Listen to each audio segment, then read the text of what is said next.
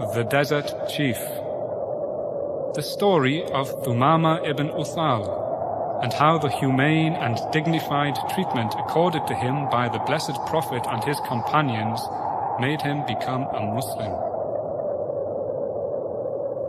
In the 6th year after the Hijrah, the Prophet Muhammad, peace and blessings be upon him, sent letters to all the chiefs and kings of countries within reach of Arabia, inviting them to Islam. Some, like Heraclius, the Emperor of Rome, read the letter and considered the invitation seriously, but was prevented from embracing Islam by his own weaknesses.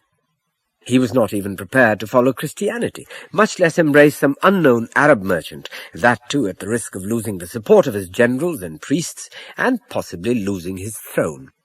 Parvez, or Khosrow, the mighty king of Persia, disdainfully tore the letter in shreds in the presence of the envoy who had brought it, and instructed the governor of his Arabian province of Yemen, Badhan, to go and teach a lesson to the madman of Medina who dared to write him such a letter. The Negus of Abyssinia, on the other hand, who had earlier welcomed Muslims to his country and provided them with refuge, was ready to accept the invitation to embrace Islam. Amongst the chiefs to whom the letter was sent was one named Thumama, chief of the Banu Hanifa, in Yamama, in Najd. Thumama, up until then, had heard about Muhammad, but had avoided having any dealings with Muslims one way or another. He was not going to get involved in petty squabbles between the Quraysh and one of their rebellious sons. But when the invitation to join Islam came to him personally, he was outraged. Why, that renegade dares to address me, Thumama, chief of the Banu Hanifa, to join his bunch of nonsensical heretics? How dare he? Who does it take me for? This shall not pass unnoticed. He has been a thorn in the side of the Quraysh for some time. This insult provides me with an excuse to wipe him out. Then we shall hear no more of heretical messages and insulting invitations. From that day, Thumama began scheming and plotting to kill the blessed Prophet. He and his men never missed an opportunity to attack him or try to ambush him. Most of the attempts failed because of the vigilance of the blessed Prophet's companions, although one attempt would have succeeded if a distant uncle of Thumama's, a Muslim, had not at the last moment got word to the blessed Prophet, thereby saving his life. This did not stop Thumama. He continued raiding and attacking the Muslims, and when his men were clever enough to ambush one, they were ordered to inflict on him a slow, painful death.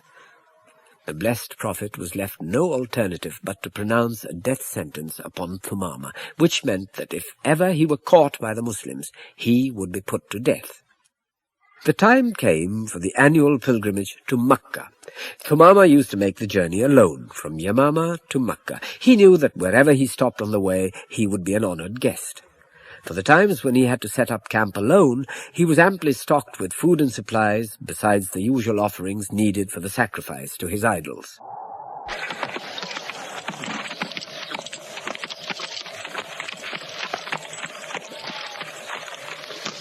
One evening he found himself off the usual path, and although he did not realize it, close to Medina. As night fell, he prepared to make camp. He unfolded his bedding, placed a water bag by his head, and built up the small fire he had made to keep off wild animals. Finally, he settled down and was soon asleep.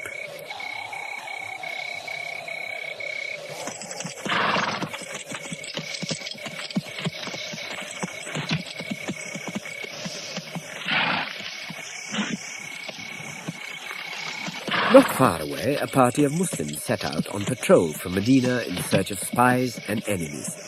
These intruders, if given a chance, would plunder, loot, and kill the Muslims, so the blessed Prophet had organized these patrols as a means of protection. The night was as black as ink. There was not a star in the sky, nor a moon yet risen, when the patrol came over a hill and spotted the glowing embers of Thumama's campfire. "Approach with caution," advised the leader of the party as they stealthily crept forward. When they had surrounded the camp, the leader called out, "You there! Get up and identify yourself." Thumama leapt up and reached for his sword, but seeing himself surrounded, settled down again. "Your name and identity?" repeated the leader. Where are you heading? What is your business here? Thumama was beginning to realize who the men were. He certainly was not going to give his name at any cost. Where do you come from? Your name? Still, Thumama refused to answer. Then, if you won't answer our question, we can only suspect you are here for the wrong reasons.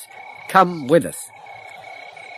Thumama was a fearless man and very proud. He stood up with dignity, folded his belongings, and walked off in front of them as if he were going by his own choice. The patrol was made up of Ansars, who were not at all familiar with the Yamamites.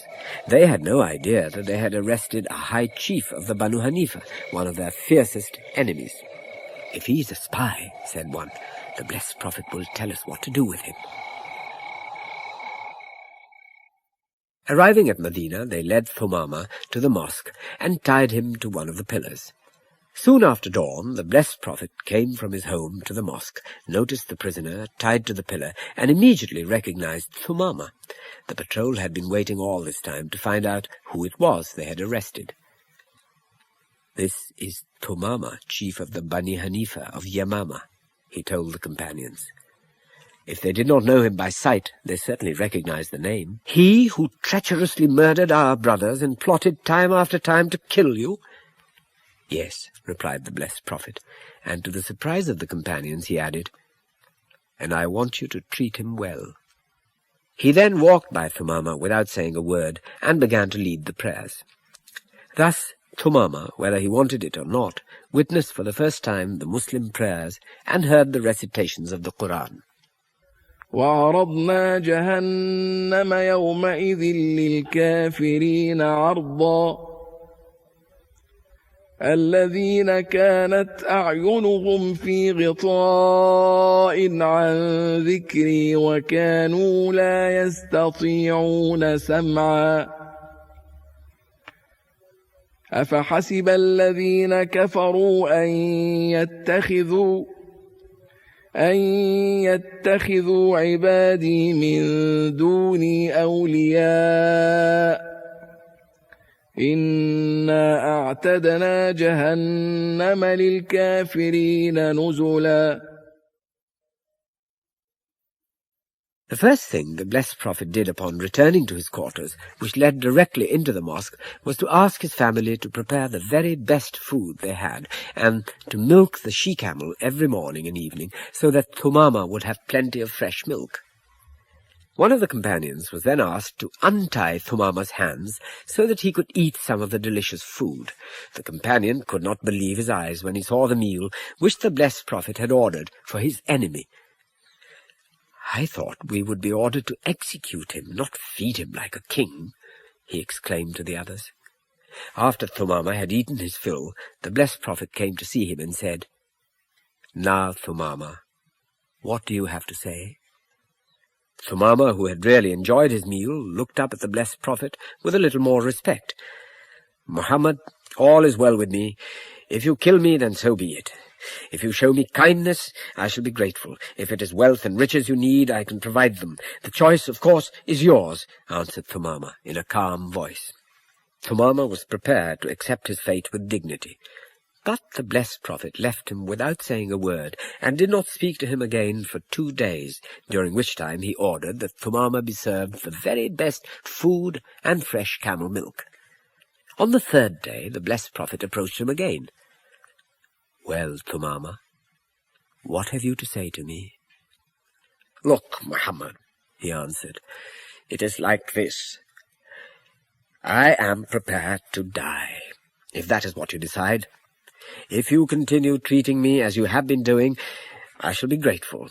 And if it is money you want, you know full well that I can provide you with a generous ransom. There, you have it." The blessed Prophet stood looking at him for a moment, and then, without replying, walked off. Another day came and went. Thumama began to feel more like a guest than a prisoner. Not only had he been given excellent meals worthy of the chief that he was, but he had been entertained daily by the gatherings and prayers of the blessed Prophet and his companions. "It is not so bad, after all, being a prisoner of this curious man. At least he's a man of honor, from what I can see." The next day the blessed Prophet returned and once again asked Thumama the same question. Thumama, what have you to say to me? Thumama, what have you to say now? Thumama couldn't figure out what the blessed Prophet wanted of him. Don't you understand what I am saying, Muhammad? I repeat that I am at your service. You may kill me, feed me, or ask for my wealth. It is all the same to me. All right, answered the blessed Prophet, and turning to the companions ordered, let him go. 2 men came forward, untied Thumama's wrists and released him. Thumama was dumbfounded. What kind of a man was this? Did he not realize that he, Thumama, had scorned his letter, killed his men, and plotted many times to take his life? Thumama took a step forward, and the companions who surrounded him made way for him to walk off, a free man. Upon reaching the outskirts of the city, he was no longer so sure of himself. It was as if his whole world had been turned around, and the direction of his life pointed elsewhere.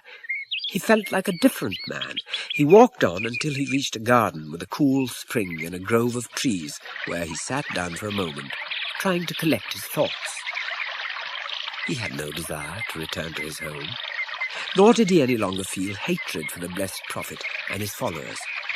He had absolutely no wish to go anywhere except back to where he had just come from, the blessed Prophet's mosque.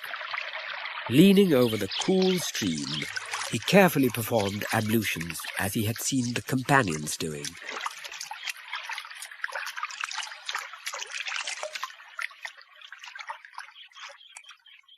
Then, adjusting his clothes as neatly as possible and smoothing down his beard, he walked with a firm step back to the blessed Prophet's mosque. Some companions saw him coming. "Isn't that Thumama coming this way?" they called to the others. Thumama looked neither right nor left. Stepping forward into the assembly, he faced the blessed Prophet and announced, "I, Thumama, chief of the Banu Hanifa of Yamama, declare and witness there is but one God, and you, Muhammad, are his messenger."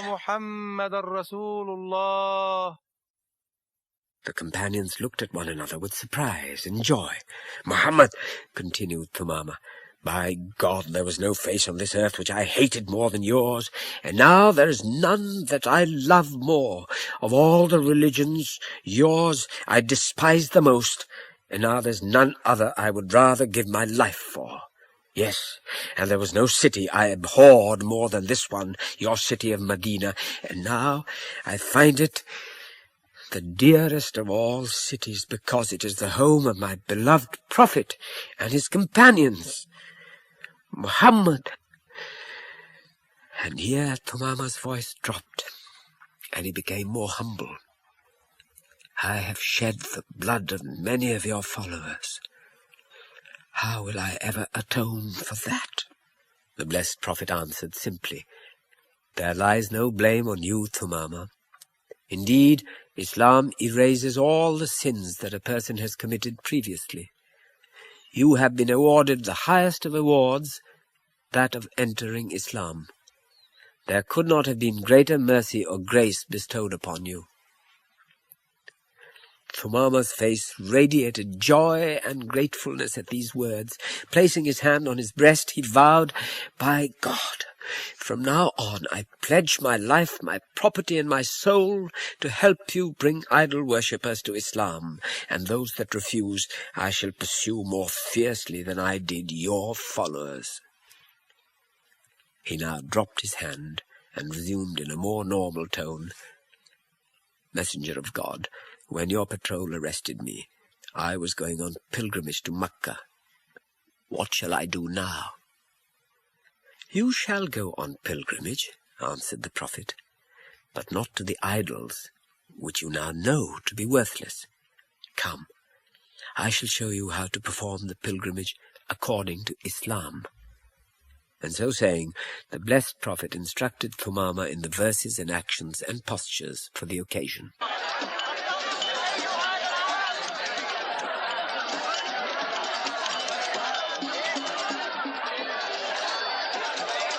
Shortly after this, Thumama arrived in Makkah. As he made his way through the streets to the heart of the town, he announced loudly what he had learned from the blessed Prophet. I come at your bidding, O Lord. I come at your bidding. I come at your bidding. There is none like unto you. I come at your bidding. All praise and bounty belong to you, and the kingdoms of the heavens and earth too, and there is none like unto you.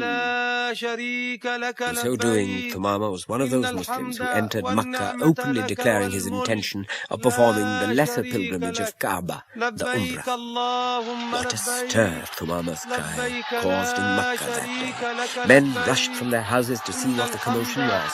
Some, when they heard the announcement, came brandishing their swords and threatened to attack him.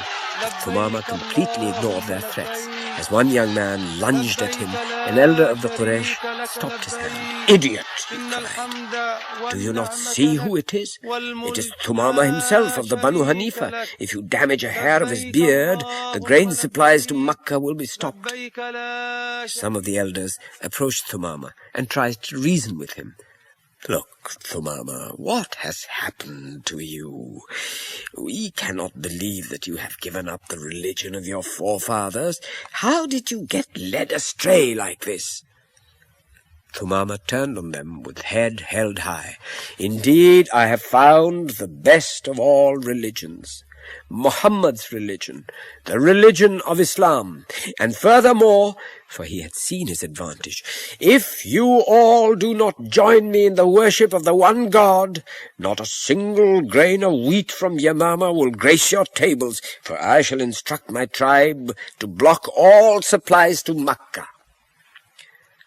This is exactly what the Quraysh feared, so after shaking their heads and muttering among themselves, they said, Oh, very well, go ahead then, Thumama. We do not want you to block the grain supplies, but allow us at least to cover our ears while you shout the heresy Muhammad has taught you. And so they let him pass. Thumama performed the Umrah as he had been taught to do by the blessed Prophet, praying to the one God instead of to the many gods he had served before.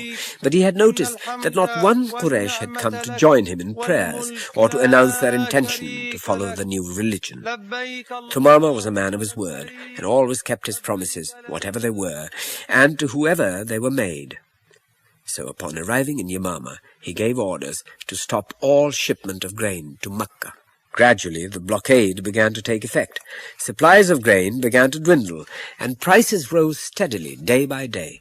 Finally, there was no grain to be had in Makkah, nor any bread on any table. Even the wealthy Quraysh began to go hungry. The people of Makkah began to panic. If Thumama kept this up, even the children would go hungry and eventually starve to death.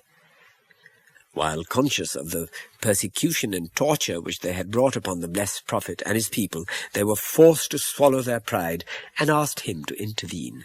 They sent the following message to Medina.